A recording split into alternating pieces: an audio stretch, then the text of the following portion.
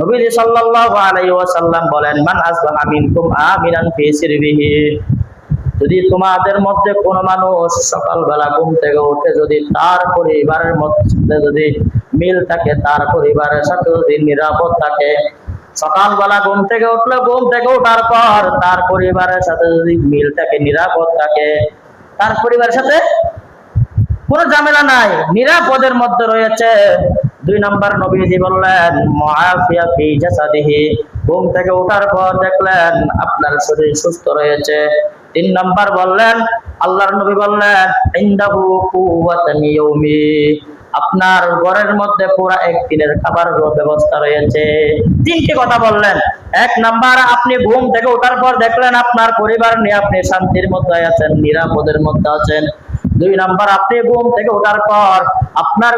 ওঠার পর দেখতে পেলেন আপনি সুস্থ রয়েছেন।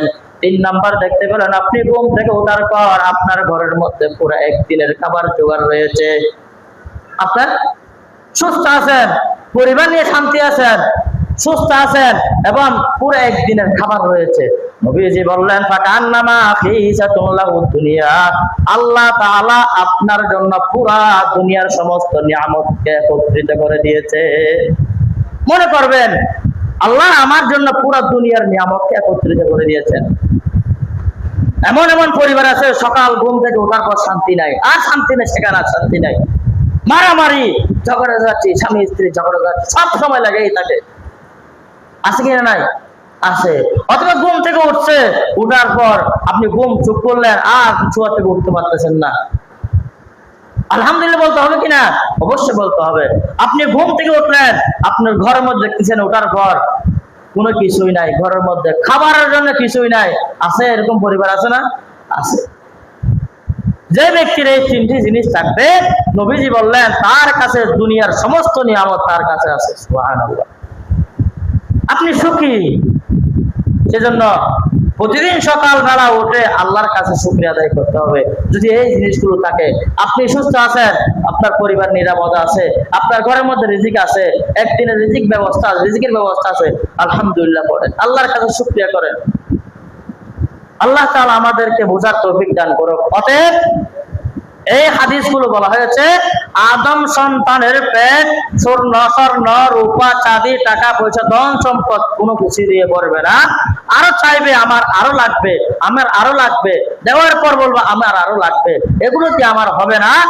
আদম সন্তানের পেট ভরবে শুধুমাত্র কবরের মাটি দ্বারা, মাটিতে চলে গেলে আর কিছু প্রয়োজন নাই, আর কিছু লাগবে না। অতএব এবার আল্লাহ তাআলা কি বলেন? আল্লাহ বলেন, কুলু মিন তাইয়্যিবাতি মা রাযাকনাকুম, আল্লাহ বলেন আমি তোমাদেরকে যে পবিত্র সম্পদ দিয়েছি, যে পবিত্র রিজিক দিয়েছি, হালাল রিজিক দিয়েছি, সেই পবিত্র রিজিক থেকে তোমরা আহার করো। যে পবিত্র রিজিক আমি তোমাদেরকে দিলাম, সেই পবিত্র রিজিক থেকে তোমরা আহার করো। আল্লাহ তাআলা সূরা নাহাল 114 নম্বর আয়াতের মধ্যে বলেন, ফাকুলু মিম্মা রাযাকাকুমুল্লাহু হালালান তাইয়্যিবা, নবী আল্লাহ তাআলা বলেন আমি তোমাদের মধ্যে যে হালাল বিষয়গুলো, হালাল জিনিসগুলো আমি তোমাদেরকে দিয়েছি, হালাল রিজিক তোমাদেরকে দিয়েছি, সেই হালাল রিজিক থেকে তোমরা আহার করো। এবং ওয়াশকুরু নি'মাতাল্লাহ, এবং বেশি বেশি আল্লাহর নিয়ামতের শুকরিয়া আদায় করো, বেশি বেশি আল্লাহর নিয়ামতের শুকরিয়া আদায় করো। এরপর আগের জমানার মধ্যে কাফের ইহুদি মুশরিকরা আল্লাহর বিধান, আল্লাহর যে জিনিসগুলোকে হালাল করেছেন, হালাল জিনিসকে তারা হারাম করে দিত, হালাল জিনিসকে কি করে দিত? হারাম করে দিত। যেমন বর্তমানে অনেকে রয়েছে, অনেক ধর্মের মধ্যে রয়েছে যে গরুর মাংস হারাম, হালাল, কিন্তু অনেকে গরুর মাংস কি করে না? খায় না, হারাম তাদের জন্য হারাম করে দেয়। আল্লাহ বলেন, কুল আরাইতুম মা আনজালাল্লাহু লাকুম মির রিজকিন ফাজআলতুম মিনহু হারামান আও হালালা, আল্লাহ বলেন হে নবী আপনি বলিয়া দিন, আল্লাহ তোমাদের জন্য যে রিজিক গুলো দিয়েছেন, তোমাদেরকে যে রিজিক দিয়েছেন, তোমরা সেই রিজিকের মধ্যে কিছু রিজিক হালাল করেছো, আর কিছু রিজিক হারাম করে দিচ্ছ। কিছু রিজিক তোমরা নিজেরা হালাল করতেছো, আর কিছু রিজিক তোমরা নিজেরা কি করতেছো? হারাম করে দিচ্ছ, হারাম বলে দিচ্ছ। আল্লাহ বলেন, কুল আল্লাহু আযিনা লাকুম, আল্লাহ কি তোমাদেরকে অনুমতি দিয়েছে? হালাল করার জন্য কি তোমাকে অনুমতি দিয়েছে?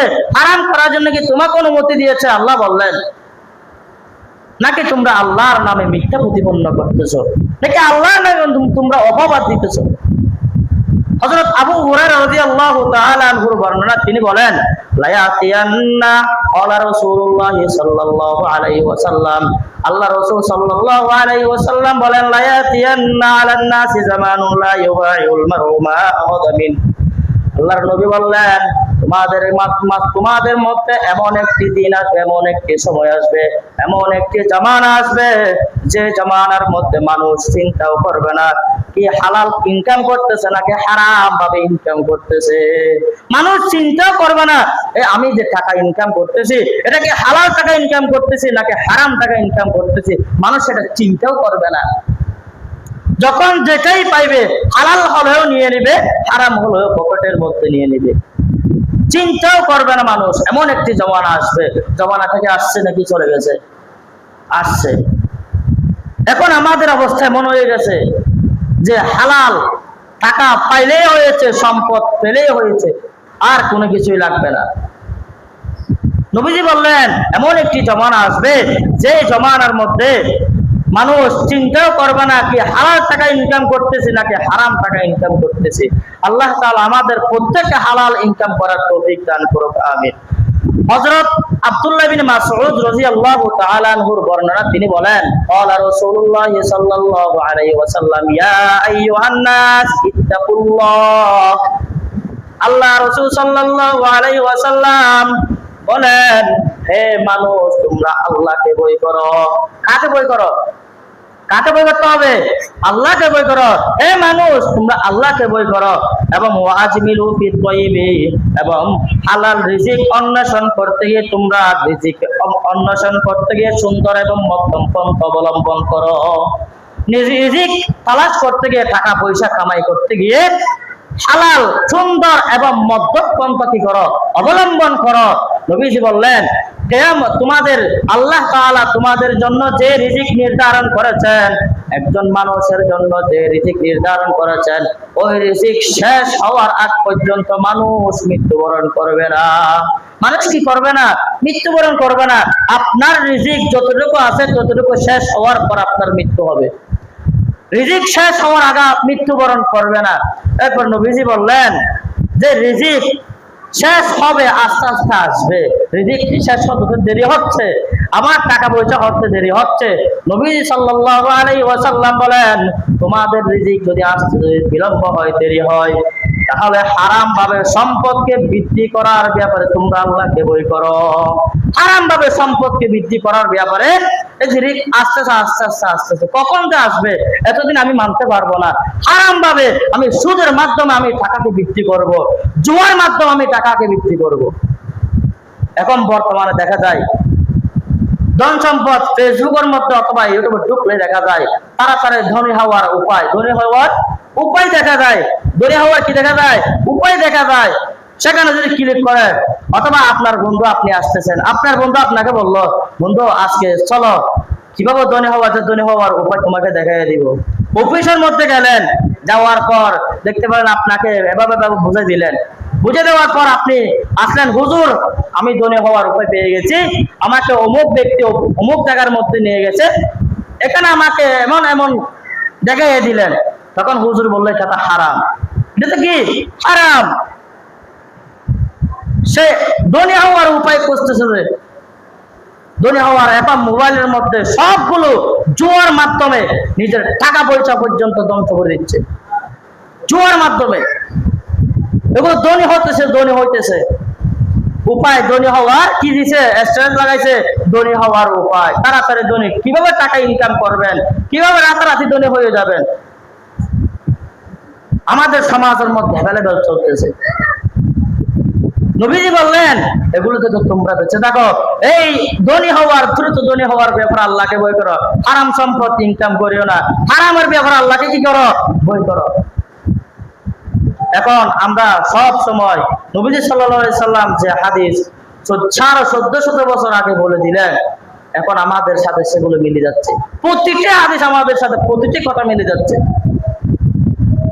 প্রত্যেকটি কথা আমাদের সাথে ফিরতে যাচ্ছে। সেজন্য আমাদের বাঁচতে হবে, আমাদেরকে বুঝতে হবে।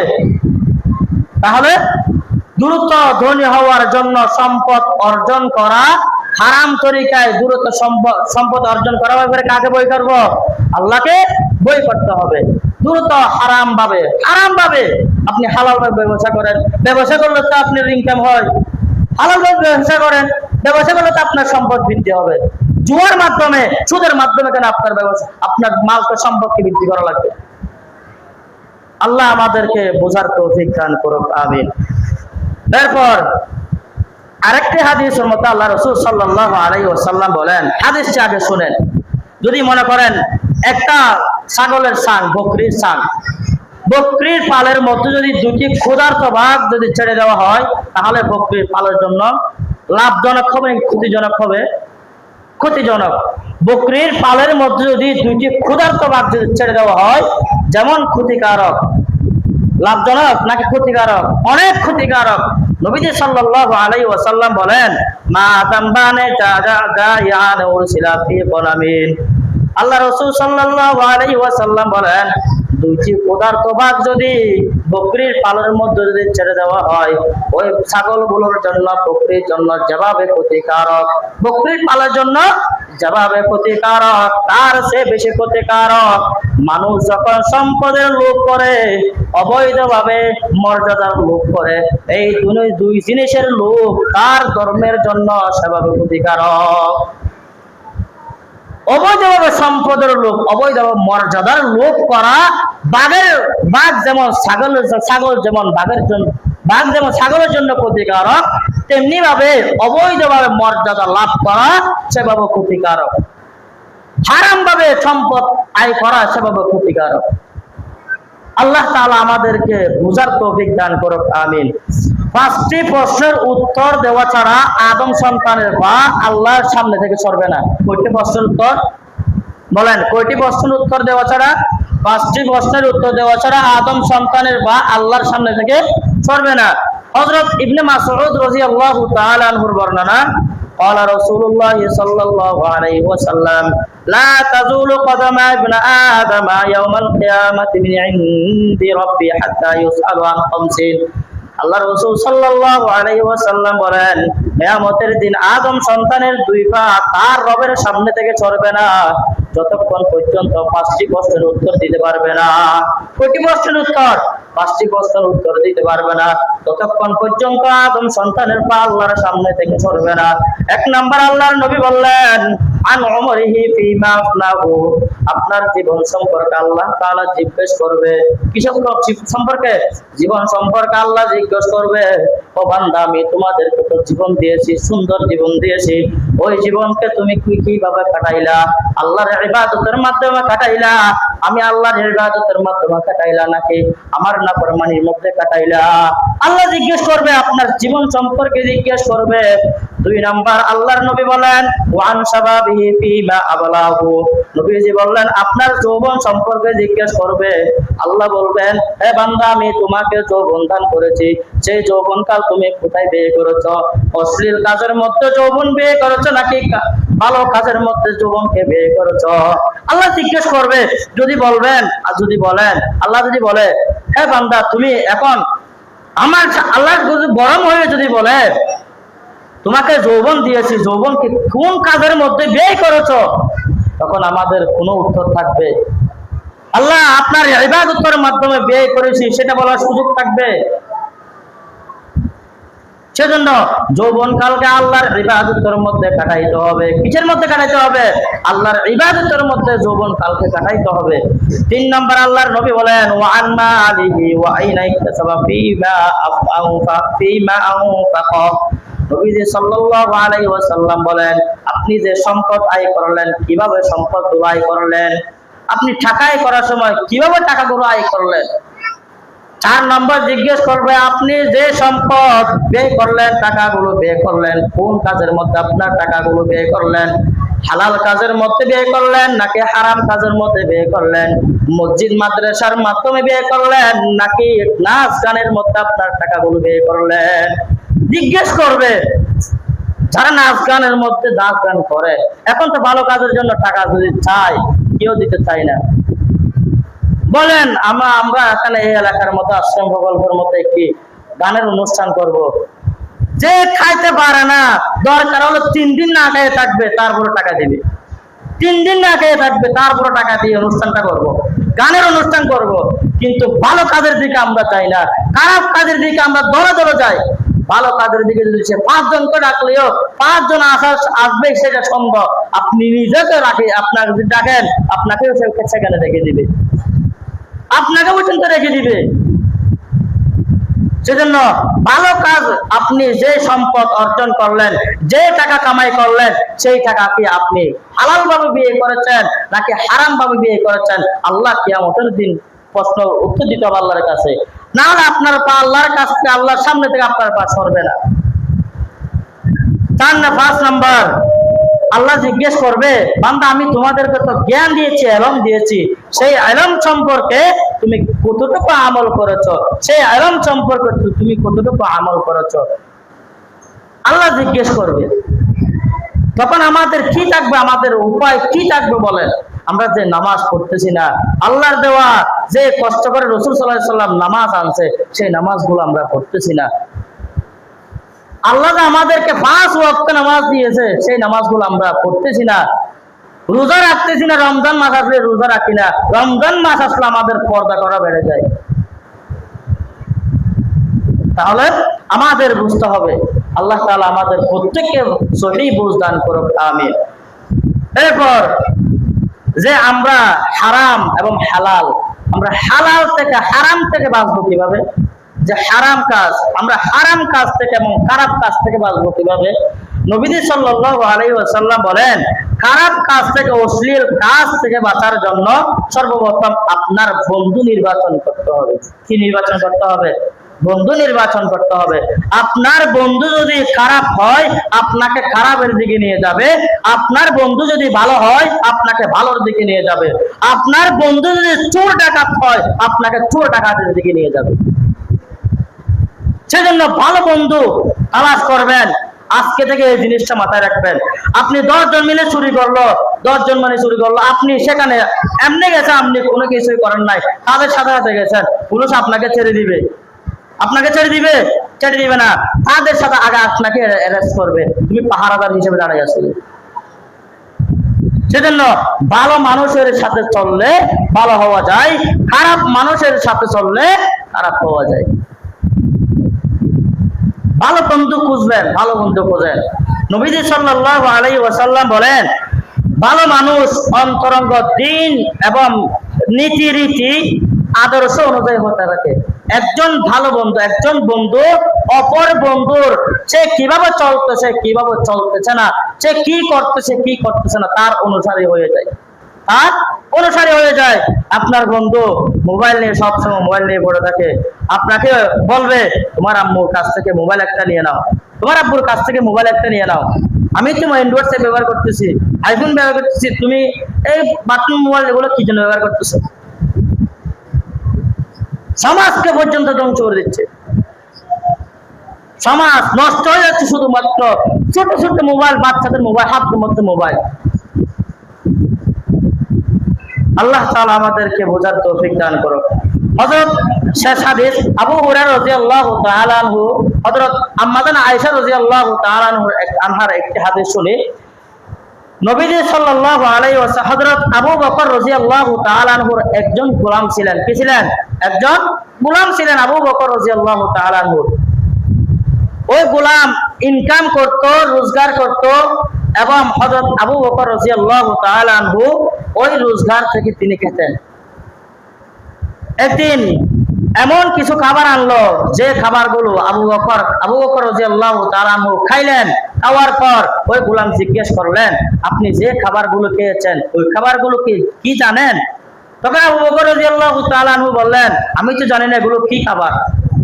তখন ওই গোলাম বললেন, আমি আইয়ামে জাহিলিয়াতের মধ্যে একজন মানুষের গণক হিসেবে আমি গণনা করেছিলাম। কি করেছিলাম?